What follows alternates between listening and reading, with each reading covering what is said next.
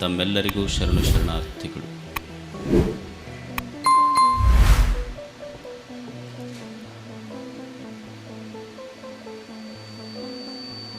ಪ್ರತಿಯೊಬ್ಬ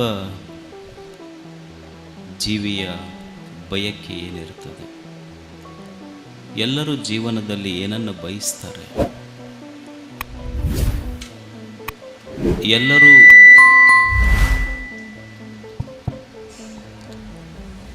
ಪ್ರತಿಯೊಬ್ಬ ವ್ಯಕ್ತಿ ಜೀವನದಲ್ಲಿ ಏನನ್ನು ಬಯಸ್ತಾನೆ?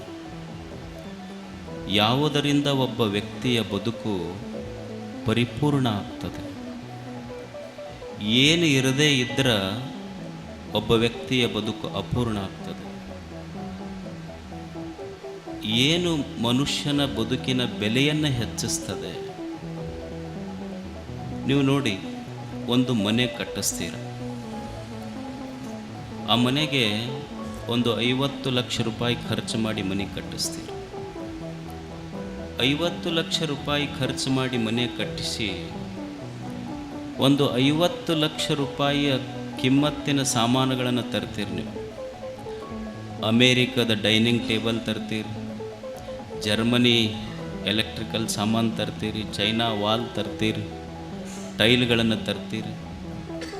ಇವೆಲ್ಲ ತಂದು sofa set, dining table 50 lakh ರೂಪಾಯಿ ಖರ್ಚು ಮಾಡಿ ಕಟ್ಟಿದ ಮನೆಗೆ 50 ಲಕ್ಷ ರೂಪಾಯಿಯ ಸಾಮಾನುಗಳ ತಂದರೂ ಸಹಿತ ಮನೆ ಖಾಲಿ ಖಾಲಿ ಉಳಿತದೆ, ಮನೆ ತುಂಬೋದಿಲ್ಲ.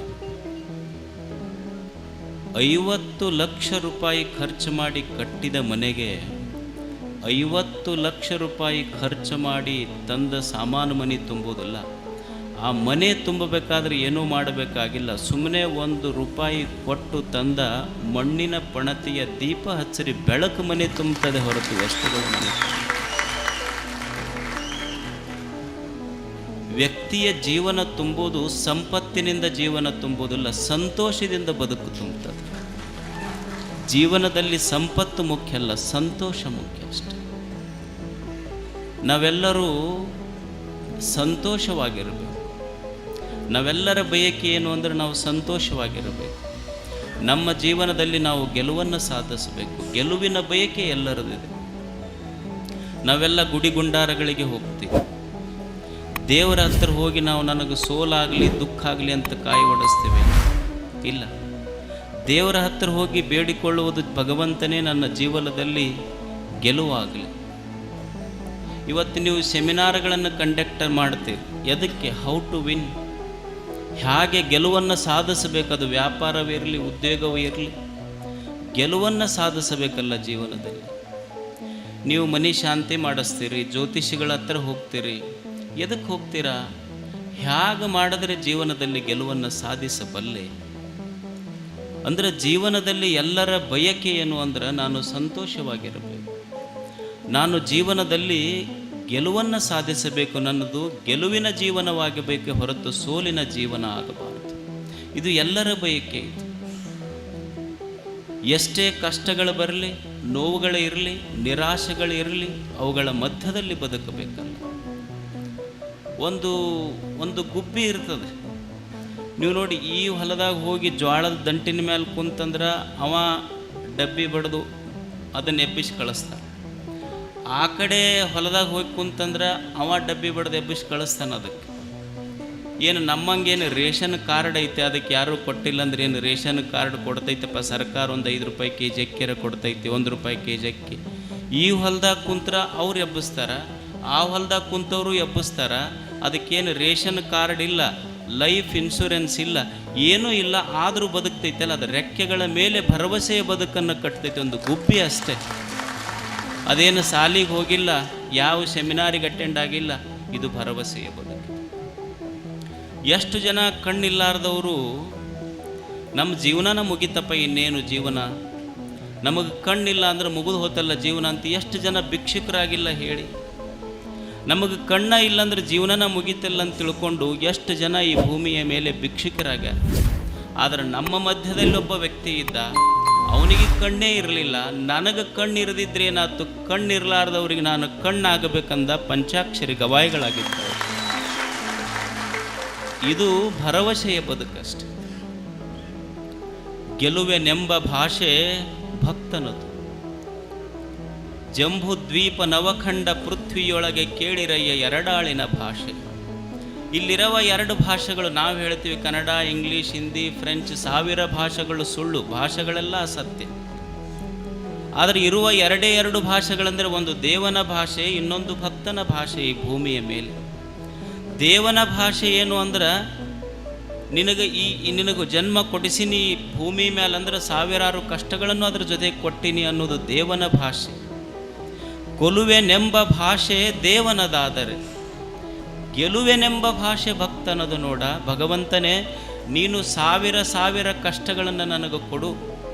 ನಿನ್ನ ಗುಡಿಗೆ ಬರುವುದು ನೀನು ಕೊಟ್ಟ ಕಷ್ಟ, ನೀನು ಕಷ್ಟ ಕೊಡಬೇಡ ಅಂತ ನಿನ್ನ ಗುಡಿಗೆ ಬರುವುದಿಲ್ಲ. ನಾನು ನನ್ನ ಕಷ್ಟಗಳನ್ನು ಪರಿಹಾರ ಮಾಡು ಅಂತ ಕೇಳುವ ಹೇಡಿ ಭಕ್ತನೂ ನಾನಲ್ಲ.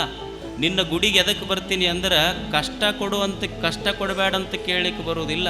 ನೀ ಕೊಡುವ ಕಷ್ಟಗಳನ್ನು ತಾಳಿಕೊಳ್ಳುವ ಸಾಮರ್ಥ್ಯ ಕೊಡುವಂತ ಕೇಳಕ್ಕೆ ಬಂದಿರ್ತೀನಿ. ಇದು ಗೆಲುವಿನ ಭಾಷೆ, ಇದು ಭಕ್ತನ ಭಾಷೆ. ಏನು ಬದುಕಿದ್ರಿ ಈ ಭೂಮಿ ಮೇಲೆ ಜನ. ಅಮೇರಿಕಾದೊಳಗೆ ಒಂದು ಅರಿಜೋನಾ ಅಂತ ಒಂದು ಪ್ರಾಂತ್ಯ, ಅಲ್ಲಿ ಒಂದು ದಂಪತಿಗಳಿಗೆ ಒಂದು ಮಗು ಹುಟ್ಟಿತು. ಮಕ್ಕಳೆಲ್ಲರಿಗೂ ಹುಟ್ಟುತ್ತವೆ, ಏನು ಆಶ್ಚರ್ಯ ಇಲ್ಲ. ಒಂದು ಆಶ್ಚರ್ಯ ಏನಾಗಿತ್ತು ಅಂದ್ರೆ ಆ ಮಗುವಿಗೆ ಹುಟ್ಟುವಾಗನೇ 2 ಕೈ ಇರಲಿಲ್ಲ. ಆಕೆಗೆ ಜೆಸಿಕಾ ಅಂತ ಹೆಸರಿಟ್ಟರು ಅವ್ರ ತಂದೆ ತಾಯಿ. ಸಣ್ಣ ಮಗು, ಜೆಸಿಕಾ ಕಾಕ್ಸ್ ಆ ಮಗುವಿನ ಹೆಸರು. ಆಕೆಗೆ ಹುಟ್ಟುವಾಗ 2 ಕೈ ಇರಲಿಲ್ಲ. ತಂದೆ ತಾಯಿಗೆ ಚಿಂತೆ ಆಯಿತು, ಸಣ್ಣ ಮಗು ಹುಟ್ಟುವಾಗನ 2 ಕೈ ಇಲ್ಲ, ಮುಂದೆ ಏನು ಮಾಡಬೇಕು ಮಗುವಿಗೆ. ಮಗು ಬೆಳೀತಾ ಅದು ಬರೀಲಿಕ್ಕೆ ಶುರು ಮಾಡ್ತು. 2 ಕೈ ಇಲ್ಲ, ಆ ಮಗು ಬರೀಲಿಕ್ಕೆ ಹೇಗೆ ಶುರು ಮಾಡ್ತು ಅಂದ್ರೆ ಕಾಲೊಳಗೆ ಪೆನ್ ಇಟ್ಕೊಂಡು ಬರೀಲಿಕ್ಕೆ ಶುರು ಮಾಡ್ತು. ತಾನ ಸ್ನಾನ ಮಾಡೋದು ಹೆಂಗೆ ಕಲಿತು ಅಂದ್ರೆ ಕಾಲಿನಿಂದನೇ ಜಳಕ ಮಾಡೋದು ಕಲಿತು, ಕಾಲಿನಿಂದನೇ ಚಮಚ ತಗೊಂಡು ಉಣ್ಣೋದು ಕಲಿತು, ಕಾಲಿನಿಂದ ಅಕ್ಷರ ಬರೆಯುವುದು ಕಲಿತು, ಕಾಲಿನಿಂದನ ಪೇಜ್ ಹೊಳಿಸಿ ಓದುವುದು ಕಲಿತು. ನಿಮಗೆ ಆಶ್ಚರ್ಯ ಅನ್ನಿಸ್ಬೋದು, 10ನೇ ಕ್ಲಾಸ್ ನಮ್ಮಲ್ಲಿ ಹೆಂಗೆ ಅಲ್ಲಿ SSLC ರಿಸಲ್ಟ್ ಬಂದಾಗ 2 ಕೈ ಇಲ್ಲದ ಮಗು ಸಾಲಿಗೆ ಟಾಪ್ ಆಗಿತ್ತು, ಫಸ್ಟ್ ರ್ಯಾಂಕ್ ಬಂದಿದ್ಲ. 2 ಕೈ ಇಲ್ಲ ಆಕೆಗೆ. ಆ ಮಗು ಅಷ್ಟೇ ಬಿಡಲಿಲ್ಲ, 2 ಕೈ ಇಲ್ಲ, ಅದು ಕರಾಟಿಗೆ ಹಚ್ಚದ್ಲಕ್ಕೆ. ನಿಮಗೆ ಆಶ್ಚರ್ಯ ಅನ್ನಿಸ್ಬೋದು. ಆ ಅರಿಜೋನಾ ಸ್ಟೇಟಿಗೆ 2 ಕೈ ಇಲ್ಲದ ಮಗು ಬ್ಲ್ಯಾಕ್ ಬೆಲ್ಟಿನೊಳಗೆ ಫಸ್ಟ್ ಬಂದಿದ್ಲಕ್ಕೆ, ಕಾಲಿನಿಂದ ಕರಾಟೆ ಆಡಿದ್ಲು. ಇಷ್ಟಕ್ಕೆ ನಿಲ್ಲಿಲ್ಲ ಮಗು. ಒಂದು ದಿವಸ ಅದು ಕನಸು ಕಾಣ್ತು, ಏನು ಅಂದ್ರೆ ನಾನು ಫ್ಲೈಟ್ ಹಾರಿಸ್ಬೇಕು, ಫ್ಲೈಟ್ ನಡೆಸಬೇಕು ಅಂತ. ಆಕೆ ಅಪ್ಲಿಕೇಶನ್ ಹಾಕಿದ್ರೆ ಸರ್ಕಾರ ನಿನಗೆ ಕೈ ಇಲ್ಲ, ನಿನಗೆ ವಿಮಾನ ನಡೆಸಕ್ಕೆ ಬಿಡಂಗಿಲ್ಲ ಅಂತ.